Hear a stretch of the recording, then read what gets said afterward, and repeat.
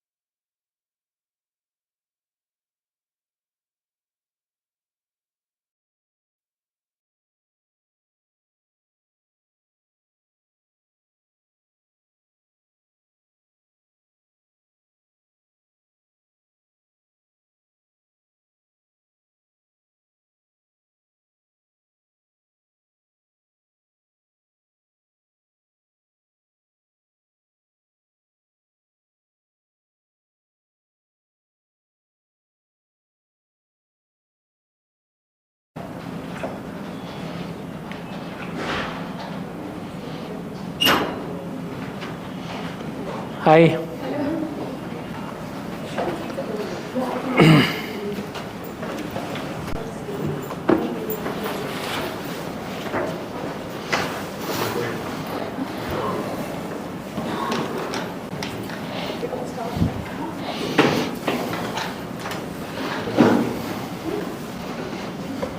I know an odd request, but if you can find something, I just want to wipe it. I forgot that thing. Any cloth is fine. How are you? Hi, I'm Nice good. meeting you. Yeah, lovely Sometime. meeting you too. Yeah, it's been a while. I know. I just keep checking on LinkedIn. That's all. Yeah, that's what's up. Anything is fine. Yeah, thanks. Pawan is not here. Pavan is not here. Pavan is somewhere. I think he's in Vizag. I'll just quickly get the tech guys here. So ये open है. Speed over. We have more people coming in, so we just keep the door open. Okay, no problem. Yeah, sure.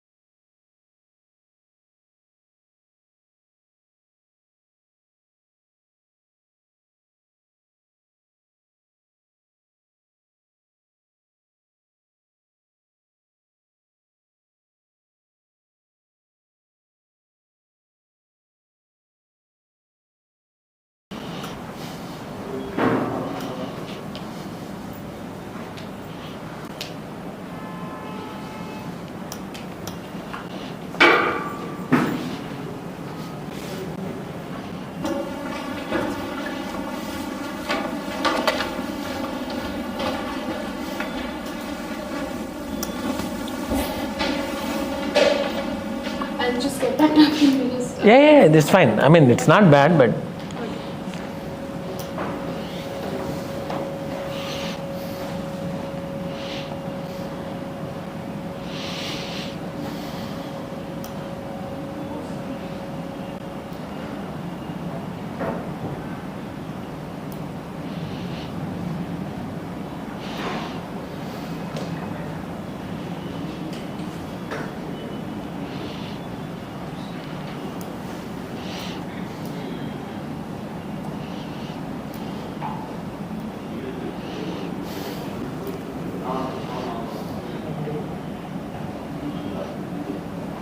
అదే వీళ్ళు 12కి వస్తున్నారా? Logistics అయినాయా?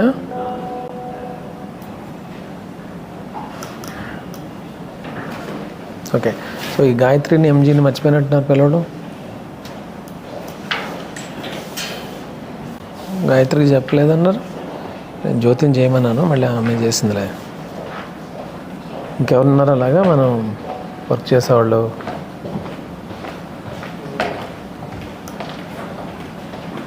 అంటే గాయత్రి ఉండాలి కదా. నువ్వు ఆమె మనం ఒక పక్కన వర్క్ చేద్దాం అనుకుని పిలవకపోతే ఇంతకీ ఏమైంది అసలు? పొజిషన్స్ టాపిక్ మళ్ళీ ఈ వీక్లో మళ్ళీ ఏం వినలేదు నేను దాని గురించి. JDs are here, are we doing something?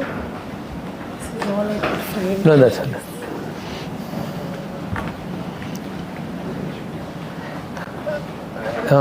అదంటే ఇప్పుడు ఓవరాల్గా టీమ్ స్ట్రక్చరు, దాంట్లో 8 డిఫరెంట్ రోల్స్, దాంట్లో 20 మందిని హైర్ చేస్తున్నాము. ఇంక ఇదా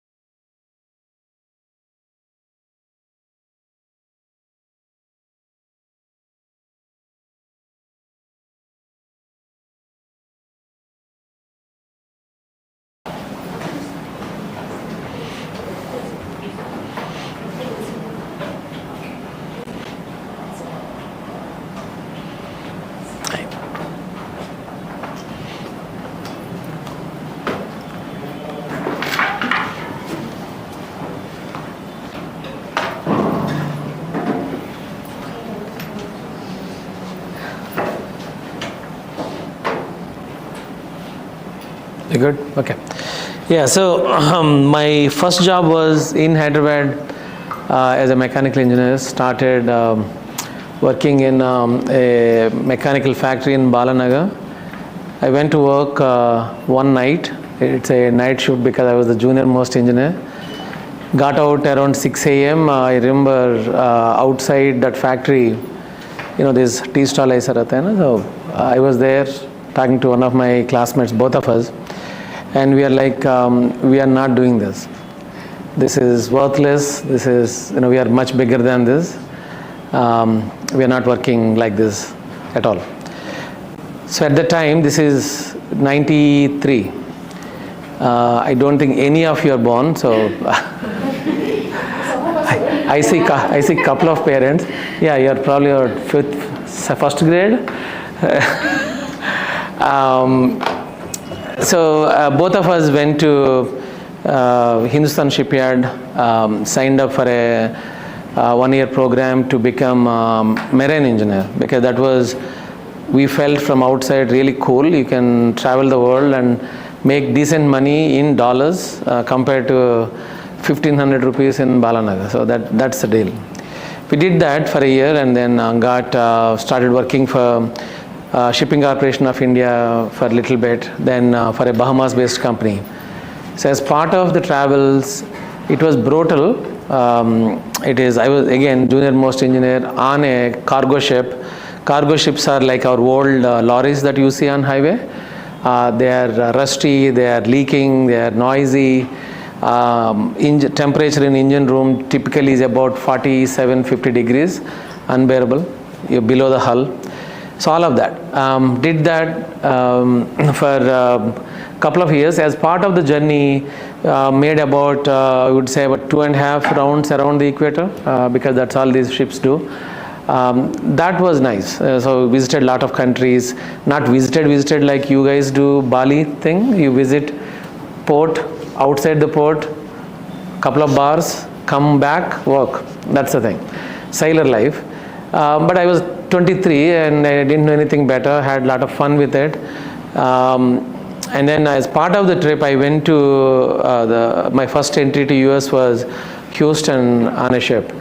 One of my classmates came to see me.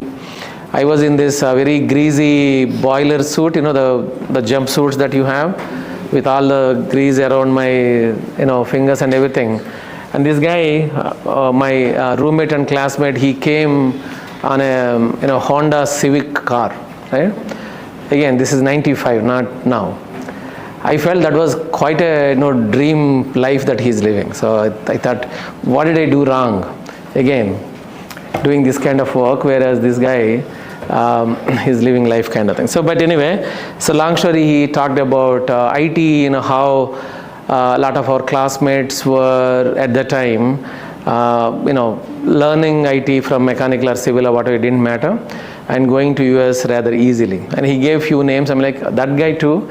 So there's something wrong with my life. So we left Houston, went to Singapore for the next dock, and I left shipping for good. Went home. My friend said, you don't have to understand anything. Go to Amirpet and you'll know everything about software. That's what I did. I kept my bags at home in my village and came to Hyderabad and got into IT. Easier days, simple. You're smart enough, half enough. You speak good. You got an IT job at the time. And you also got a H1 rather easy, literally. So I took the easier path and went with the wind and got to US in 98. Since then, worked for 2 large corporations. Fortunately, I started working in enterprise data systems. You guys understand something about data, I'm sure. Yeah, not the data, call data or anything like that. It's just enterprise data that enterprises uses to make decisions about your credit card, your fraud, and your mortgage loan, your car loan, everything. Yeah. So that part of the IT got really, I got very interested in them. So when I started working for an insurance company, a bank, understanding how these financial services companies use data to be operatable, to be compliant, and to make decisions, and to engage customers. All of that appealed to me quite a bit. So I started growing rather well in my career. Worked for, as I said, one of the largest, not one of the largest, the largest bank in US, happened to be next door. So you know the name.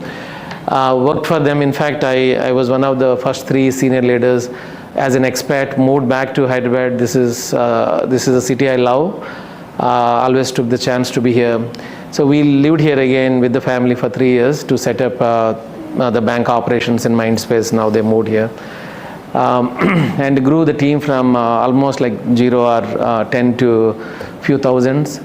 Went back to US, and I quit my job in 16 and started my company in the same area of my strength, which is enterprise data, decision engines, business intelligence area, analytics basically. It's called Gati Analytics. You guys know Telugu? I mean, not like no, not Insta no. Do you guys actually know Telugu? Good. Yeah, I know. You know what Gati is? Yeah? That's how people call it. What is Gati? Do you know? So Gati is a Sanskrit word. It's speed, it's momentum. It's also direction. When somebody gives a gali about Gati, what they are saying directionless. That's no, I know when you said it, I remember what they is. Right? So Gati is speed and momentum. So the idea was to say, if enterprises, companies use their data intelligently, they get a lot of momentum in their business. They get speed of decision, they get integrity of decision, their top line improves, bottom line improves, their customer engagement improves because they know you better. And how frustrating is to call a toll-free number and just to explain yourself on who you are after 12 years of very loyal customer. Nobody likes it. But what if they understand with your phone number, with your voice, that's a different experience. So all those things. So everybody who was a previous investors, industry expert, so to speak, in US, they advised me to change the name because it's tough for US audience where my business was. I said, let it be, so kept it. After first I was 45 when I started this, with 2 kids in very expensive schools and a lot of bills to pay. I didn't know what I was thinking, but now I can write a book that you should start a company at 40. There are a lot of advantages. Because first of all, kids don't bother you anymore. They are on their own. They would rather not talk to you, which is also a good thing. You have a lot of time. So we kept on growing after first couple of years of aspect. I'll talk about a couple of things but I'm getting ahead of myself. One of the things that probably first thing I can impart to you from my experience is, if you want to be an entrepreneur, if you want to be your own boss, you have to be the brand and you have to sell your own idea. Because the simple fact is, if it is your story, which it is, if you don't love your story enough, and if you don't have enough conviction, and if you don't know how to sell your own story, you can't expect somebody else to come and sell, no matter how great they are, right? So it took me about 18 months and a couple of $1 million before I learned that lesson. So I just gave it to you, so free. So I tried with 3 different very senior salespeople to sell idea. After a lot of money spent and a lot of time lost, I got 0. But one of my mentors, then what she said is, when Vamsi, when you speak about what you are doing for a bank or insurance company, it is believable because you are talking from the point of strength. You have done this yourself from bottom up, top down, and sales people don't always have to necessarily reflect that, right? So when it got into my head, that's when we started growing. And from that point, within 36 months, we grew from about 2 million before then to about 25 million revenue. And we started getting calls. This is post-COVID. Started getting calls from a lot of India-based solution providers, large international companies that you all recognize those names. For some reason, I didn't think it was the right fit because a lot of my team, they came from large corporations, large US banks. They left very comfortable careers to join me, and I didn't want to kind of have them work for IT services companies, which with a different culture. So one day I got a call from Goldman Sachs, their investment bankers. I thought, frankly, it was just a prank or the calls. But I had few friends in the bank, so I kind of at least called them to say whether this name exists in your directory, kind of thing, right? So long story, really long. We got acquired in 21 within, I would say, about 52 months since our inception. I sold the company mainly for 2-3 reasons. One, I have become a single point of failure. It was my baby. I am selling, I am the brand, I am solutioning, I am in front of customers all the time, execution, everything. I had a great team, don't get me wrong. Execution was, this was flawless to an extent, I can say, as great as anybody can do, but I was still very involved. And if something had to happen to me, the company really didn't have much value. So that was a big problem. So that's another thing that you guys have to watch out as you are learning a lot of stuff. Investors look for that, right? No matter how great you are, no one bets on one person, whole lot of money, right? Because people die, we all at some point. That's not a great comforting fact to invest. Yes. So that is one reason. The second point is, I also thought as a first-time entrepreneur at that age, it would be a great bragging rights to sell to someone like Goldman Sachs. I thought it will increase the credibility quite a bit for the future. And it is, I'm realizing that as a fact because right now, wherever I go, it's much more easier to engage people. People respond better. It's much more easier to raise funds if I need to raise, and startups respond better, things like that. So those are the two reasons, and it went well. I ran that company as independently as ever after the acquisition, and then came out, and I'm staying back as an advisor in GS ecosystem right now. And I came out completely last year, took a break, and launched Ebiro Capital. Polemy was there. Is that how the first name is pronounced? Yes. Polemy. So she was moderating the event in December in T-Hub. We have an office in T-Hub. We are a tech investment firm. The name came from 3 different things we do. Can you click on it? Someone. I just had one. Yeah, so this is the only slide on the fund, by the way, remaining all for you. We are just help tech companies build, including AI, because these days, if you don't pronounce those 2 syllables, nobody takes you seriously. It's almost to a point of nuisance. So we are looking at a lot of companies. It's a $25 million fund. All the investors are US residents, mostly friends and family. I'm the single largest investor as well as a single GP. This is more of a family office masquerading as a VC at this point.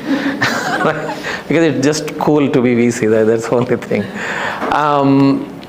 So we are waiting for deployment at this point, and in last 2 weeks in Bangalore and Hyderabad, we probably met about 12 to 15 different startups. This afternoon, after this alone, I'm meeting 3 different startups. So there's a lot of buzz around these cities, so you are at the right place in that sense. Visiting few of the companies in last few days, me and a couple of my classmates, we are chatting, and we are at least 25 years too early.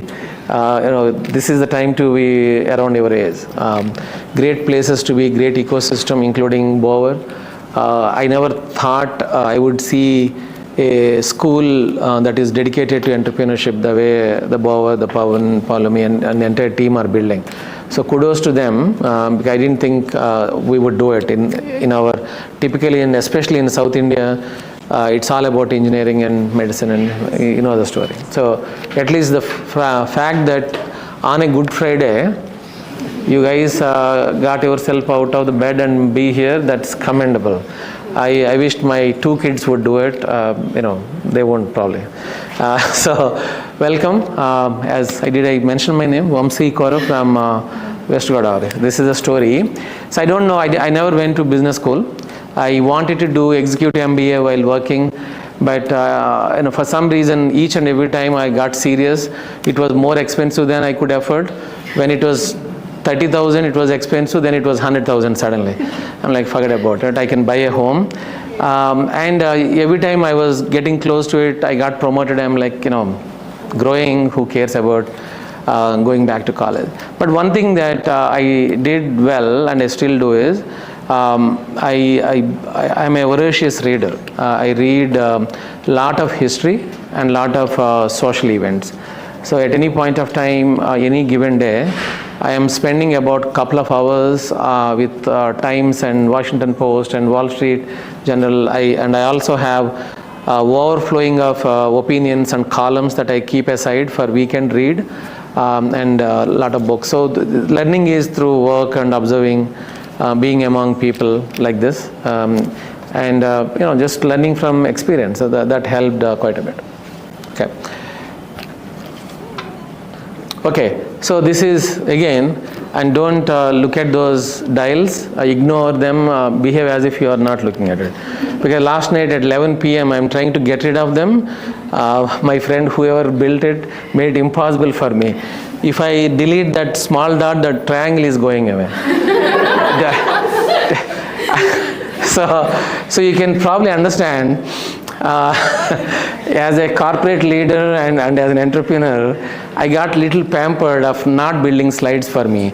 I typically draw, put it on WhatsApp, somebody builds for me, so I'm clueless. So it was sent last night, right? In fact, you mentioned, so we realized. What is it? You mentioned it, so we realized. Yeah. There's an extra. Yeah. No, I actually stay there. So this is, again, as I said, this is not out of, now I am very intimidated. This shouldn't happen. So MS Argaru he is ex-CEO of T-Hub and my advisor, mentor right now for Ebiro, and also to Bauer. Yeah. So as I was saying, this is not from a formal education. I'm sure in next 3 years, 4 years program? 3 years. 3 years program. Next 3 years in multiple different ways. In classes like this, I'm a lot of, you know, much more educated IIM Bangalore kind of people like MSR. There is always a reason to say it, right? So the pedigree. So they, you know, you will learn this in much more structured and much more researched and highly analyzed manner. This is I would say, somebody who observed stuff through experience, and you know, somebody who's on the street learning through hard experiences, soft experiences kind of thing, right? So for me, you know, the anatomy of an entrepreneur is this. Imagine yourself, you know, in the middle of the triangle, yeah? And the top node is always about the talent. The talent for the company that you are building comes from you, number one. You are good at something and you are playing to your strength. Nothing beats that. Even if the entire outcome is negative, you are still winning in that sense, because you are learning more and more. And the talent comes from the team that you can inspire and you are able to inspire to join you, right? Because no one person can build teams. Now AI might make it happen. I'll show a slide about it. But for now, so far, it doesn't matter, you know, whether you are Bill Gates or Musk or whomever. The people that we, you know, follow, no, not one person can build it, right? So it is your talent and the talent that you can attract and inspire to follow you. Those are the first and only things that matter to start your journey. So you got to, while learning, you got to really figure out being an entrepreneur for you means exactly what industries, what skill set, what exact talent that you have, and other complementary talent that you can bring around you, which will really start your journey to be on a right foot, right? And then your ability to attract advisory group. For me, when MSR agreed to join as an advisor, I thought that is my first win, even without investing in any company. And that is already paying dividends for me, because the network and the contacts and the credibility that he brings especially in Indian ecosystem is unbelievable, and we are already benefiting for that kind of partnership. And never underestimate having mentors and advisors outside your working domain. Even if you are working for a company, I always say people even in their 40s come for kind of career counseling and say, we are stuck, and my ask is, do you meet with anybody outside your company? And this is a big problem for Indian professionals, either they are here or US. They don't do that socialization very actively and very purposefully, and you must do that.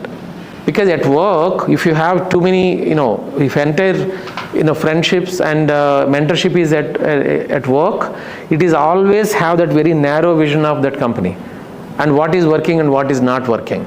But you have to take that away outside and have a couple of mentors and use that mentorship in a very meaningful way.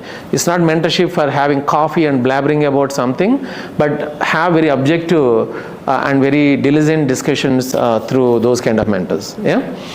So your ability to bring that is very important. And then second biggest thing is always look at what this company or this enterprise or this effort that you are making, what's the end point of it? What is it solving?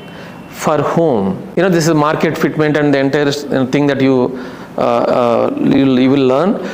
But the simple question is it solving a problem for a business, an entity, or masses, the citizens, consumers?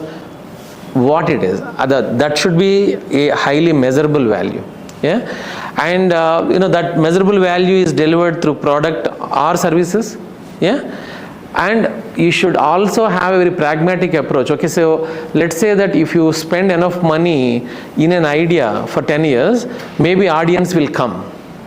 But do you have a starting audience in your first 12 months, 24 months and 36 months? Sometimes lot of companies, we are reviewing, a lot of startups, we miss that part and said, does the founder really understand who are their starting audience are? If I'm building a software company for enterprise, I should have already my top 20 people I can speak in next 24 to 36 months. I just had breakfast in next door ITC with a global banking head of India, because I know that he will be one of my top 20 customers for my next company I'm beginning to build right now. So you need to constantly keep that warm, keep that, keep talking to them and explain them and take their feedback even before you start investing too much money. So pay attention to those kind of mentorships and industry outreach outside the classroom and the textbooks that you are going to read. And the final one is, you have to be the brand. This I already explained what happened in my journey. If you think about it, as citizens and consumers of the society, just think about all the great business leaders, amazing business leaders that you can write on a piece of paper right now. I can guarantee you 8 out of 10 names you write because they are the brands you associate with a great company. Whether it again Gates or Musk or Mahindra here or any number of people that are in public life, is thanks to social media and more awareness from everybody. In fact, CEOs have become that very impulsive brand to the company. But the important thing is, as founders, if you become the brand, then it solves whole kind of problems about GTMs and go to market and all that stuff. And as you can see, there is no mention of money in the triangle, and that is deliberate. If you actually start making strong efforts into those 3 nodes, money will come. That's the point. As much as the capital and liquidity is a huge challenge for startups, there are any number of studies that show, and I see that in real life, investable capital is one of the easiest thing that is available in the world today. I'll give one number. If you look at, you can Google it and find out exact numbers, but I'll give you the trend. Over last 20 years, and especially in last 5-6 years after pandemic, there are a number of IPOs that are showing up in public markets have drastically come down. There's a reason for it. More and more entrepreneurs are trying to, IPO was the big thing before, right? If you build a company, go and ring that bell on Wall Street like you are arrived. But nowadays nobody cares. You can keep your company private, make the valuation billions and billions of dollars, and make a killing for you and your teams and everything, and move with super speed, because private markets are not as regulated as public level market, less responsible in that sense, but move with super speed, right? So, and lot of investors are more than willing to invest in privately held companies than publicly limited companies. If you look at the entire public limited companies of Wall Street, I'll talk about US market. Again, look at the numbers online. Maybe, let's say $3 trillion, let's assume. My number is, not clear. Privately held companies would be at least 2 or 3 times larger than that number. We think Wall Street or here, what is it called? Dalal Street, right? What is it called in India? Nifty Stock Exchange. That's where the business is. But most of the business, especially in US, I can tell you, is actually outside that main street, so to speak, because there's so much of private equity and private money that is available. Okay, good. Okay, so this is what I was mentioning. So I read this on LinkedIn. Somebody posted with an analysis through Y Combinator. So how would if you are interested in tech startups, how are new age tech startups are really coming to fruition? I don't need to explain this. Just take a look at it. You will understand. Companies with $1 billion plus valuation have less than 100 people as their team. And that is unbelievable fact just 2-3 years ago. Typically, to get to $1 billion, you have thousands of people working for you, even in technology. Today, there are companies which has literally dozen people with 100 million ARR, just because the technology revolution that is coming along. And while you are learning your business, improving your business understanding and acumen, etc., or forming your own ideas of building companies, please do keep in mind the importance of how new technology, not just AI, processing power, data centers, the 5G networks, and tomorrow, even the hardware improvements that are coming, the quantum science, etc. They used to be extremely theoretical exercises until 5-6 years ago, and they are in front of our eyes. They are really becoming a reality, and that's going to be an ungodly amount of change. I don't know whether you guys have even just in passing took a view of quantum mechanics. The small chip that Google built and a couple of Chinese companies built, it looks like this, less than half of inch, and that has the processing power of the entire summary or the integration of all the computers we have physically today. Think about it for a second. One small chip, it can replace the processing power of all the computers that we have in the world. Just one chip. And imagine what is possible with that, and how dangerous it can be. The whole, if you are into reading stuff, there is a great book by Mustafa Suleyman, right? His name, the founder of DeepMind. He is at Microsoft now. His book is called Coming Wave. You may want to good read on quantum AI, bio, etc., synthetic bio. Good. Okay, so you will be coached on pitch decks. Everybody has a million opinions. I'm not here to give an opinion. I wanted to put it out there to drive a point. It is dreadful. No amount of due diligence from you and hours that you spend and how cleanly you create this, there will always be somebody who will criticize it. And don't take it personal. It's just part of the process.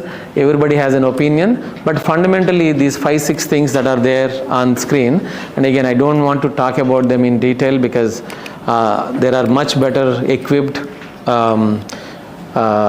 qualified people who will be teaching you about these details in future. But the point is, it's a big deal, but it's also not a big deal.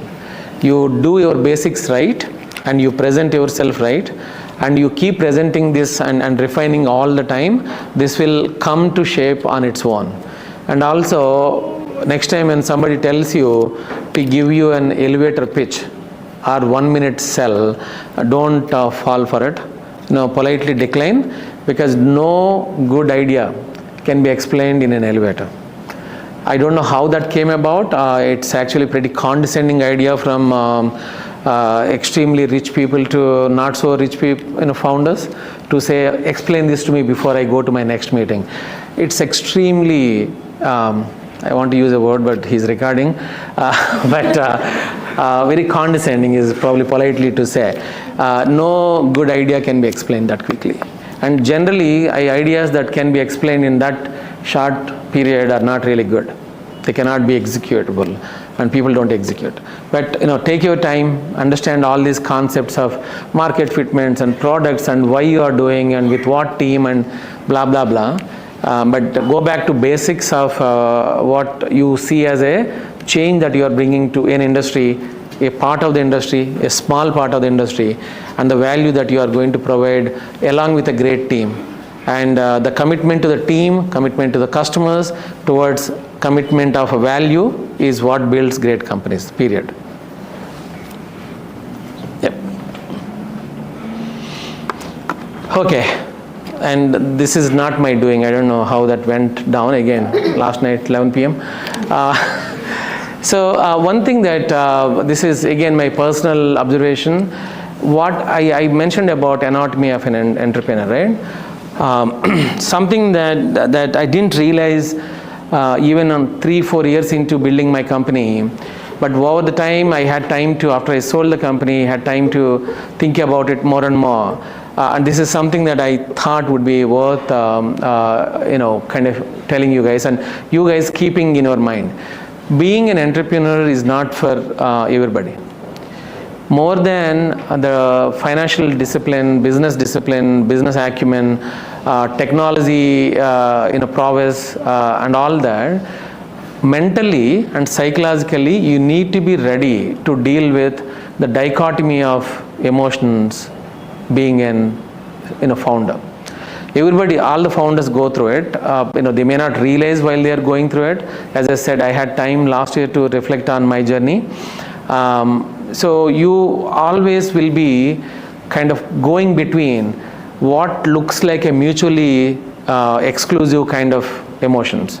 You want to be frugal, but you need to spend a lot of money to get somewhere.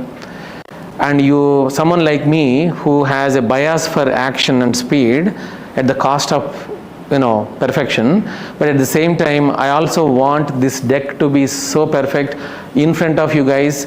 Even though you are not my customers, you are not my investors, I still want to represent myself and Ebiro in an extremely decent way, right? That's why those the circles, whatever they're called, my inability to get them out of the thing drove me crazy last night for some time. So because it doesn't matter, but it still matters. So it's like speed and perfection. It's frugal and spending, and you are also extremely restless to drive results, but you also need to be extremely patient for the end result.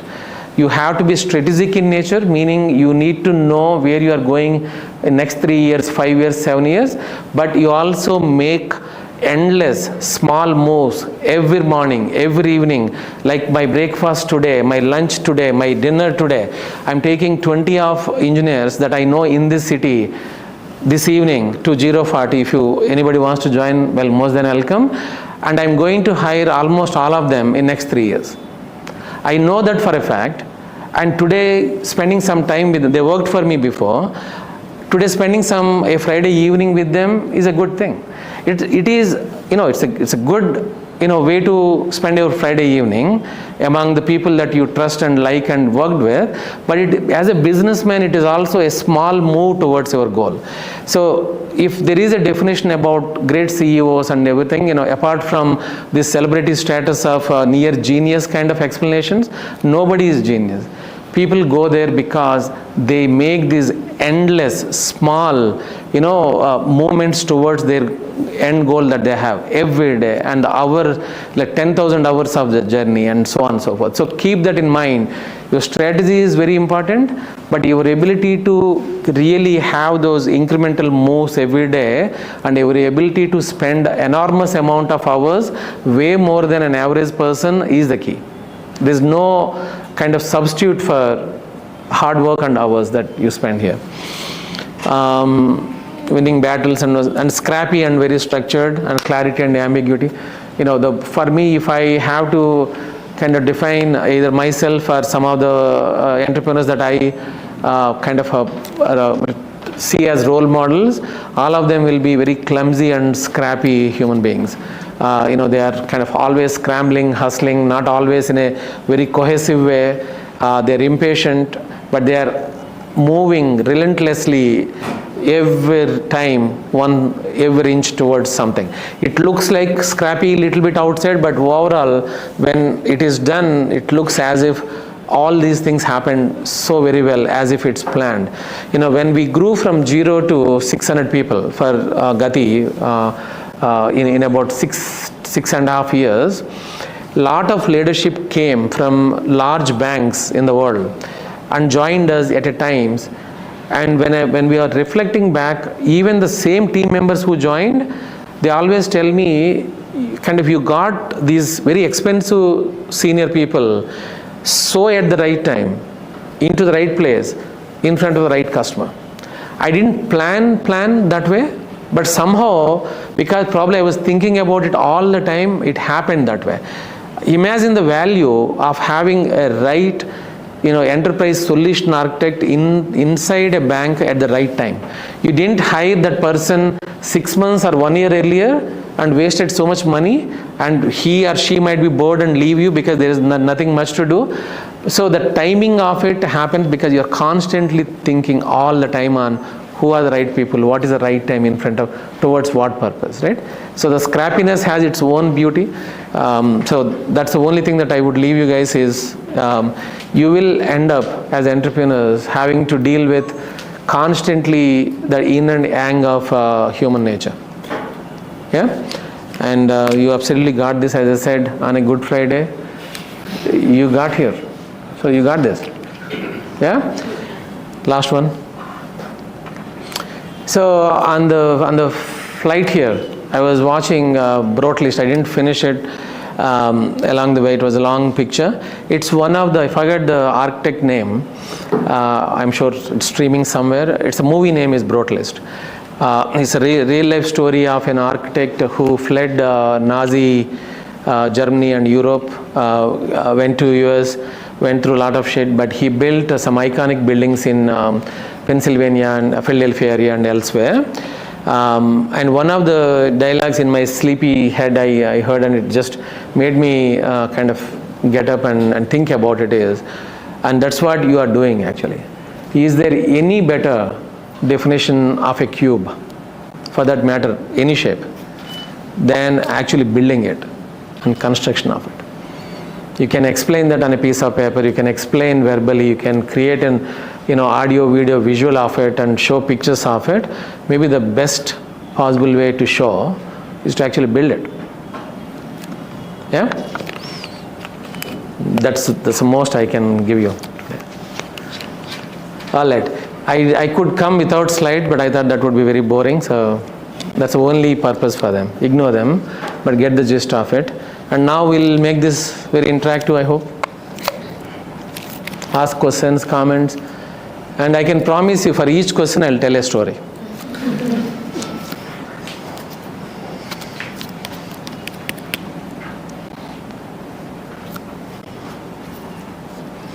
I get this silence for engineering people. How many engineers are there in this? Too many? This is Hyderabad again, what do you expect? Typically, engineers are the ones who don't ask any questions. I thought you guys are doing much more than that now. Sir, hi sir, myself Irfan. So I want to ask in this AI era, because so much is revolving about AI. So what is the place of non-AI startups in this? Is there any scope on that? Because in India, I think so many niche markets which are not solved yet, which are non-AI type. Yeah, so see, the artificial intelligence as a technology that, as I said, has been in writings and experimental stage for a very long time. Now suddenly, because of fastest running chips and processing power, you will see, for example, in India, there is a picture I saw analysis, and worldwide, if there are some 15,000 mega data centers, US has 8,000 of them, and India has 100. And that's going to change rapidly. You will see anywhere you drive along the highway, more and more, you will see humongous warehouse-looking constructions. That they will be your data centers and making your processing power with, providing with unbelievable speed. So all these have really accelerated AI adoption. So to answer your specific question, if every industry is driven today by some kind of technology, including agriculture, right? So I am from West Godavari, Andhra, right? So when the paddy fields, the cultivating them has become highly automated with these humongous machines, people thought local farming labor will be out of jobs. Today you cannot get anybody to get into farms, right? People go to Orissa and so many different places to get enough labor during that harvesting season, right? These machines have replaced humans. Now imagine an AI-driven machine without even human there, that will process everything, process in much better shape. Are drones that are AI enabled that will only spray pesticides only in the areas where it is needed. Today pesticides are like blanket bombing, right? So whether a plant needs or not, you pesticide it. So what if it make it very, very customized and specific to areas? Then that is good thing. So I cannot think of any business domain today that is already not using technology. And where there is technology, there will be an AI component that will come in. But again, take it with pinch of salt, because a lot of companies and a lot of technology that is calling themselves are AI. And if you're watching IPL, you see these stupid ads about air conditioners with AI chip in between, just to kind of, it's an AC, it moves and makes you cool. So there's a little bit of, the wow doing, but that's what the market sales and branding people do. But in one shape or form, there will be an impact from artificial intelligence in most domains. It doesn't mean as a founder you need to be expert in it.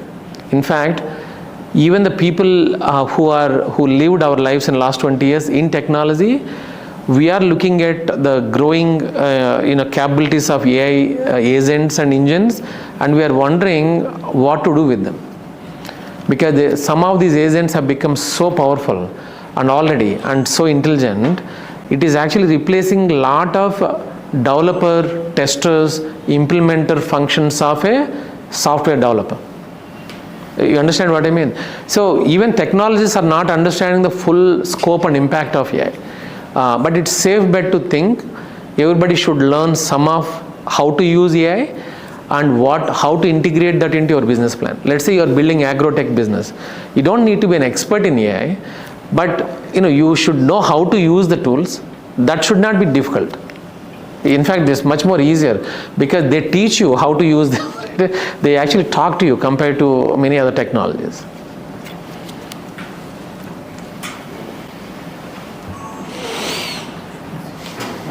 I'm Satish. So in the conversation you just said that you have recruited people. One of the examples you mentioned, like you have not recruited a person like 1 year before, or you have recruited on time. So how did this situation happen? Like, did you recruit like 1 month before, or how did you analyze the situation? I think, see, two things happened. One, as I said, I played to my strength of, I built a company around something that I did for 20 years. So I knew what I'm doing, and I also know a lot of people who would be a good fit for one role, right, in India and US. So that is a great advantage. I know by name whom to hire. This evening, as I said, I'm taking 20 engineers out. I knew that I would hire all of them. So every name, that thing that I was talking is about missing 2 people that I wanted this evening, kind of thing, right? So every name is kind of hand selected. I knew I'm going to hire them at some point, kind of thing. So that is kind of a huge advantage because I'm in the industry for some time. Second one, also there's a bit of luck factor. And just because you want to hire a specific person, it doesn't mean that that person is ready to be on board at the right time at the right place. There was a little bit of that luck factor that helped. If in my next couple of companies I'm building now, I would be super fortunate to be able to repeat the same thing again.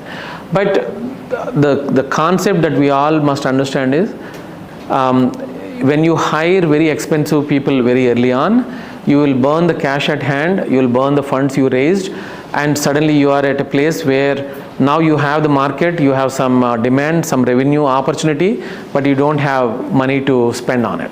So a lot of companies go through that. So it has to be what we call as a sunken cost, what is it called, the fixed cost, should be extremely careful. You want 10,000 SFT area, or can you be done with like 500 SFT? Do you need 6 highly senior technology leaders full time, or can some of them stay outside as consultant for some time and then join as a full time? So there are a lot of thought process that has to go in incurring a lot of fixed cost. So that's that part. Sir, I have a question. Yes. You were talking about the role of mentors who play a vital role, you as an entrepreneur. Yeah. And you also spoke about having mentors outside your circle as well. Yep. If I want to look for a mentor, what are the qualities which I'll have to look into the person? Is it only the experience or something else which helped me to grow as a person? I mean, it's a relevance to the field that you are in. If you want to build a company, at some point your idea is to build a real estate company, for example. It's good to have somebody who has done this before. That's number one. I mean, the qualities of that person who has done this before, went through, the dichotomy of, up and downs in their life, etc., would be a great fit. But eventually, it also has to be someone that you feel very comfortable with. You don't want to, they may not agree, but some people might just, agree to be a mentor because it sounds cool, let's say, but they may not invest in you as much as they should. So that comfort factor, there's no way to evaluate. You just know. It happens. Yeah. Thank you. Yeah. Yes. Yeah, my name is Vamsi. I have a question. As we are venture capitalists, so what are the key factors you look in a startup company before you are going to invest in a company? What are the key factors you look in a startup company as you are venture capitalists? What are the advice you give for startup companies? I got it. So again, this is something that you guys will learn in detail in next 3 years. The curriculum, I'm assuming, would be for sure would be geared towards educating you guys on the qualities and all that, right? But I would go back to the triangle that I showed up front. So if I am investing my own money, the way I would look at is the founders, either 1 or 2 or 3, are they playing to their strengths? It's so important. Think about it, right? We all watch cricket. How many times, probably you guys are not old enough to realize this, there was a time when India team used to be beaten by Australia everywhere in the world. And it's so disappointing because our guys, are so good at home and couple of other places. They go to Australia, some England, and they get beaten. And the frustration would come, and the commentator say, these guys are thinking about the bowler way more, McGrath, more than their own strength. It's easy to say, in that fraction of the moment, people get intimidated and they chase the ball like 2 stumps outside the off stump and out. How many thousands of times we have seen it. But we say that to outsiders, we don't do that in our own life often. So we have to focus on, my focus would be the talent, the strength of talent that is there from the founders and their next level of leadership, and obviously the market fitment, how big is the market, and that is science, right? Everybody does it. But I would also focus on how vigorously, how flexible they are. If they are going after a market of certain product and service in let's say space tech today or battery tech, and do we feel that the founders are flexible enough to change as per the market demands? 2 years from now, that market could be completely different or somewhat different, or some other new opportunity might come along. So one question to ask is that, do they come across as very flexible people to change direction quickly and take advantage of them? Because at the end, success is success. But sometimes some of the founders, with the frustration for investors is, founders fall in love with their ideas too much, and they become very inflexible, and that is one aspect that I keep an eye on. And the other one is in the execution, right? Mark Cuban, I think, the Shark Tank guy, he had this famous saying, every idiot has a plan, an idea, right? But the only people they win is who execute. Everybody has an idea. You all have like 10 ideas, I'm sure, how to change the world. But when it comes to execution, how are you executing? Are you prepared to go through that yin and yang of emotional roller coaster? Are you patient enough? Are you fast enough? Do you look for perfection, then again settle for some imperfection, more outcome? Are you flexible? Are you kind of spending like an ungodly amount of time compared to others? And don't get offended when Narayan Murthy says work 70 hours. I'm like, the moment he said, everybody is like, how can he say it? Probably he's telling only one part of the society. I don't think he is recommending everybody to work for 70 hours. If you are a mother of 2 kids, taking care of a lot of other responsibilities, asking her or anyone else in those conditions, spending that much time, I don't recommend at all. But hours are needed to be an entrepreneur for sure. Yeah, so there are a lot of, every VC has their own, they call investment thesis. But for me, I would look for those basic aspects of whether they're playing to the strength and flexible and that kind of stuff. If you didn't ask the question, I would have forced you because you came really late. I'm so sorry. So, if you say Mark Zuckerberg, he's into computer science. Who? Mark Zuckerberg. The Zuckerberg, okay.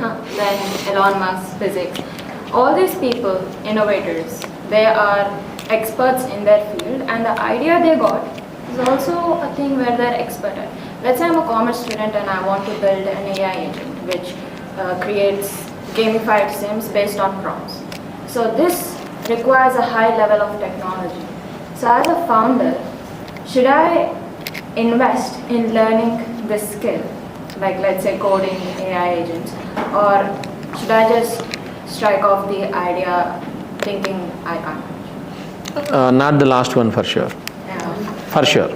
And number 2, thanks to the technology, this what you just described, building that kind of an agent to do a gamify, that is piece of cake for an engineer, even for you. I mean, honestly, the most threatening thing that is happening for IT professionals now is anybody can build an agent. In fact, agents can build their own agents. Right? If you spend from today 200 hours on this subject, you will build your own agent, or you will have couple of young engineers working with you who will build this for you according to your need, which will respond the way you want. So in fact, if there is any time to adopt technology with speed and less money, it is right now. So you got the answer? You should absolutely go and do that, 100%. And by the way, those agents already exist, I think. But not gamified. Okay. Yeah, then it's about training and all that. The partner with one or two, Hyderabad has, in my opinion, one of the largest pool of ML and AI engineering talent in the world, and not only in India. Bangalore, Hyderabad, these places have tremendous talent. So for you to walk into a coffee shop these days, somewhere, we had that AI summit the other day, MSR was there. They showcased about 26, 27 AI companies. If you go to AI Summit online, you can see who are these founders. Reach out to them. Some of them will respond, I'm sure. Brainstorm with them. They might co-opt your delivery. Or reach out to me. I'll introduce you to one of these guys who are coming this evening. And I'll kick their ass and say, work with her. I'll do it. Sir, but even to work with them, you need to have knowledge about the thing you're working on it. So you Business knowledge. Business knowledge. You don't need to know all about this coding. No, for sure. Yeah. See, if you are a technologist, it's much better to press on it, double click on it, and get really good at it. That's what I'm saying. Play to your strength and build a team around you which will complement on things that you are not good at. That's what the entrepreneurship is, right? Being resourceful. You should know what you are bringing to the table, and you should know what you are not bringing to the table, and bring other members to participate and complement you. Yeah. But the business idea, business use case is spot on, what you just explained. And you should not leave that alone, because this doesn't require 5 years of build and $5 million of investment these days. It's rather simpler. Yeah. Somebody from IIIT or those kind of campuses would be able to help. Sana can help you. Sana has like unbelievable connection. And don't mind her, she's late. This is the time that she told us that she'll be here. Sir, I have one more question. Yes. You spoke about the shift between the venture capitalists who were investing in IPOs first, and now mostly the private enterprises. Why was there a shift like this, and what are the venture capitalists looking into which shifted them from that to this? So I cannot go way too deep into it. I'm not particularly qualified to say it, or informed rather. But one thing that I observed is, being a public limited company these days is a pain. It has its own advantage, obviously, but it is also coming with the high volatility in the marketplace that is really messing up business plans quite a bit. And the regulation that comes, much more stricter regulation, and I think those two are really bothering investors, and they are staying private. Private means you're faster. Two people make decisions on a $10 billion company, and shit happens. The people do it, and less scrutiny, more speed, that kind of stuff. Mostly it is because of the time decision. And also public markets are highly volatile these days, right? So when you are a CEO running a huge company, you're constantly focusing on your stock market up and down. 5% up and down is changing your entire plan for next 5 years, that kind of stuff. So I'll come. I'm Guru Sharan, I'm an engineer from Chennai, and I'm doing my MBA. That's why I came to Hyderabad. Okay. Now I'm doing my internship at T-Hub. So I have certain friends who are a bunch of tech enthusiasts, and we are working on a marketplace for some idea related to that. So my question is just like to deal with like a roadmap. So we are just working on that program, we're just testing it out. That's what we're doing right now. So when will be the right time to register it as a company, and then when is the right time to look for an investor? I just want to look at like a roadmap. The first one, I don't know if there is a textbook for it. You just know. You know that you are ready to take that plunge, but just focus on those 3 main parameters. when you are focusing on, when you are building a company, ask some basic questions on why I am building towards solving what problem with what army. So if you are ready with that, then you are probably ready to start the company. Raising funds is, it's quite a tricky question to answer. It's way long ahead. Yeah. So somebody has to trust you to give initial money, and you need to be very frugal and also spend very frugal again to make most out of that money, to make prototypes, get some market traction, the whole cycle of pre-seed and so on and so forth. Or if you have an uncle with deep pockets, make most out of it. And Correct. So I just want to know if it is, registering the company, is it just the first step, or can I just do it because my college supports it? So do you recommend me doing it while I do the MBA, or still wait for it? Again, it doesn't matter when you do it. Do you have answers for those questions?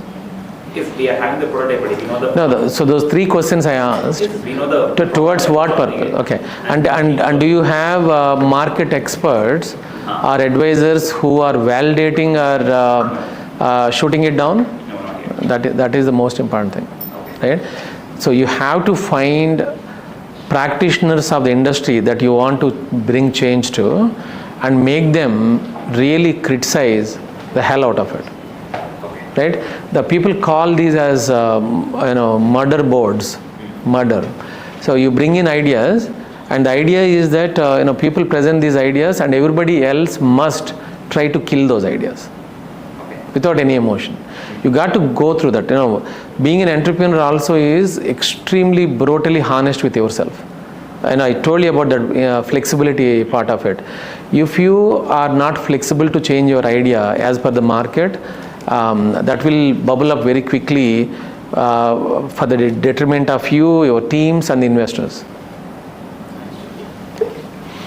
Thank you. First of all, pleasure to be with you here. Thanks for all the broadened stories which could actually help us with the tech building solutions and all. So I have a couple of questions which is on the investor's point of view. So do you really believe on investing on startups which could actually replace, right? We used to have typewriters, print writers. Yeah. Right? Now there's AI coming up, there's automation coming up, right? So do you want to invest in sectors which could replace the solutions kind of thing, which could actually have a higher operations, also couldn't create a much efficiency with whatever the tech we are having it up? That's the first question. The second question is, if something, probably you wanted to fix it up, right? We also go up to different parts of the world, and we think of why don't we have a startup which could fix this solution?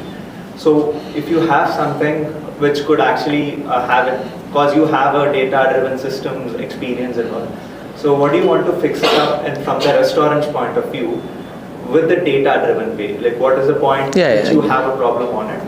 And the next one, coming from the tech startups, I believe, I understood from one of the classes we had right now, is product market fit would be coming at a later stage, right? Tech startups could take initially time. It could be somewhere around the last stage or the mid stage where we have a exact product market fit. So what kind of startups which you really invest from the tech startups, because it's a high cost thing. Tech startups are high cost things. So. Not necessarily, but deep tech is high cost, but tech elsewhere, enterprise tech, for example, technology that helps logistics, technology that helps airports. We looked at something MSR&I yesterday. So those are not so expensive to build these days, thanks to, again, AI technology and all.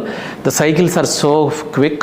2-3 people can build it. We saw that thing, right? It is real. I'm not the guy who celebrates bright and shiny technology. I'm very pessimistic about a lot of technology, honestly. But this is real this time. But to answer your first question, my personal kind of inclination always is to make, you all know Peter Thiel. People call PayPal Mafia Musk's founder. So he has become quite an influential guy in Silicon Valley. He wrote a book called 0 to 1. He's also founder of Palantir. So he always says, invest, innovate, and something that is not done. Right? So it's a great thing to say. Everybody gets excited, but how many people can actually pull it off? He himself didn't pull it off. The PayPal itself is not 0 to 1. The payments are there. By the time they did PayPal, we had how many different Bharat Pays here, right? So the thing is, people talk about this new innovation like everybody can do it. It happens once in a while, but everybody else is improvising on it. There's nothing wrong with it. The incremental, the Newton's one of the greatest saying is, as great as he was, he still is. He said, all my achievements are achieved through what the great giants that came before me, because he learned a lot about reading about what happened until then, about mathematical progress from Copernicus to everybody else. If you read his biography, you'll understand how much. You will be amazed at those times in Britain, he has access to that humongous libraries and manuscript that he could understand. So so I would go for the second part of, forget about 0, 1, I'll take from 1 to 5. That's what my inclination is. But not everybody should agree, but I am that kind of a guy. But on the second one, I don't agree that market fitment for technology will come halfway through. You're already lost. If you don't think about market fitment on day 0, don't bother. Those days are gone. Technologists, building something like real estate, all these buildings, right? So real estate developers worldwide has a kind of a different approach. They know that this space in this direction towards Kokapet is growing. So they build the buildings first. They know that consumers will come. So the American, they say, if you build, they'll come. That's how the country is built. Technology to an extent have done it, but those days are completely gone. If you don't know your business problem on day 0, forget about it. Someone else raised a hand. You were to answer the last question. What do you want to fix it up in the restaurant space with the data-driven experience you have? Oh, restaurant space? Yes. I don't know. Okay. I'm very boring, unadventurous with food. Okay. I don't know. I mean, I know there are a lot of platforms, and especially with Gen AI now, managing your inventory and your service and your customer experience, all of that becomes extremely easy. Few cameras in the restaurant can read a customer reaction and say somebody is pissed. Right? So I'm sure somebody is building it. I don't know exactly. I didn't pay attention to it. I'm Dr. Srishti, and while I run a health supplement brand, I'm also consulting with Health what? I run a health supplement brand, Okay. but I'm also consulting with a health tech company. Okay. So my question to you is about that. Where do you see doctors, the dependency of health tech companies on doctors? Is it very minimal, or can doctors be a pivotal or play a pivotal role in a company? And if so, can it be by upskilling themselves in the tech part of it? I'm not talking coding, maybe ML or prompt engineering. Yeah. That's my question. I think it's already happening, right? So if you look at how a physician, even in the annual physical checks, etc., nowadays are using that note taker, which is, I don't know whether it's so widely done, but in US nowadays, when you walk in, the doctor will ask you, or the nurse practitioner will say, are you okay if I record the conversation? If you say yes, the entire burden of taking notes and documenting is done by the agent. So it's already there. So the doctor can spend more time with you face to face. So that itself is an improvement. But in terms of actual procedures, I think lot of these very strong VC firms like Vinod Khosla, for example, even 5 years ago, he did predict that 80% of the need for common people to go to doctor will go away in next, whatever the time. Time might move, but everybody believes that to be the true, because 80% of our symptoms can be read through wearables, your face recognition, or maybe there will be a booth like, a photo booth on the road that you walk in, it takes all the vitals, scan you right there, and then prescribe you, and then you get the prescription home, that kind of stuff, right? So I think that is very real. So what doctors have to do is to learn technology and be along the flow. So I've chosen not to practice, sir. I've chosen to move into the tech space. And great job, man. Great idea.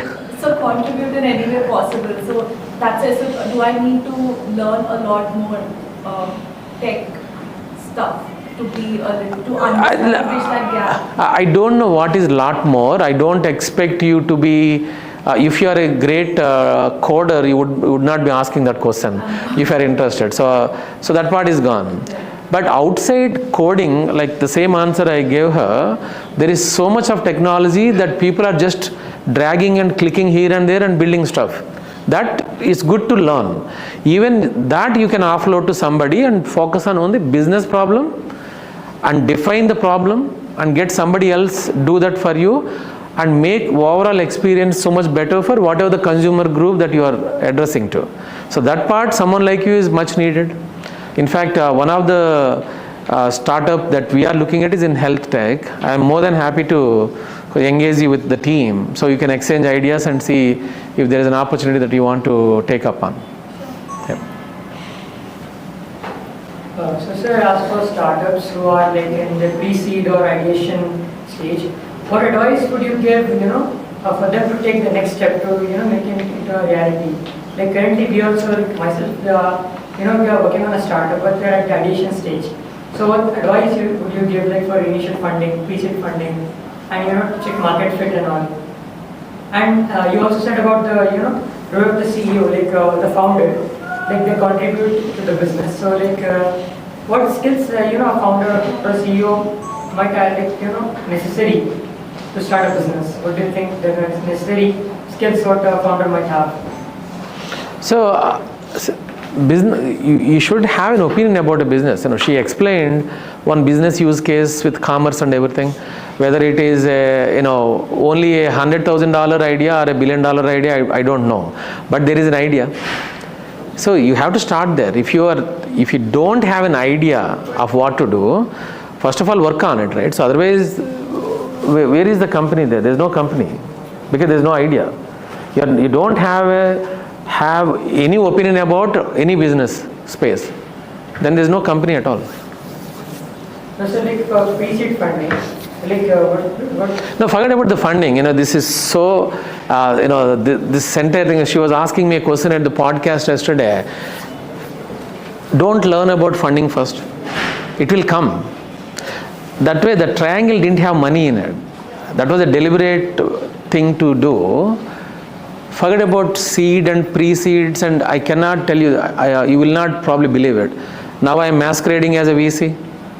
I still don't understand all 8 phases of it. When people say pre-seed, and I nod along just to look that I am informed. All I understand is whether this business has legs or not, whether the founders are the right people. If it is there, who cares about Series A or Series B? If I want to invest $2 million in this company to help them go from 1 million to 10 million, make money for themselves, make an impact on the customer and make money for me, I'm good. So if somebody asks me what exact series you entered, I can't answer the shit. I'm like, invested. Forget about all of that. Answer only those 3 questions. If you can't answer, take time to answer. If you still can't answer, maybe not the entrepreneurship is your thing. So it is about impacting one business segment. What is that? You and your team. Yeah? Series and all, forget about it. The money will come. Trust me. It looks odd for you to hear that all the time. Even in the Hyderabad ecosystem where people say Bangalore is so much 10 times better, etc., a good idea is getting funded. It is getting funded. It may not be as much as they want, but there is money for good ideas, to get operational. It was not the case even 5 years ago. Forget about 10 years ago. So I envy you guys that there is ecosystem now where we didn't have when we were growing up. But it always must start internally. She is a practitioner of a trade, and she has some idea of how doctors and their interaction with patients, hospital management, insurers can improve. So at least if you have an opinion, start writing that, get validated with industry experts, then start building the team, then you are on the way. But unless you define it, there's no company at all, period. Someone? Yeah. Like, so when you're a student and you have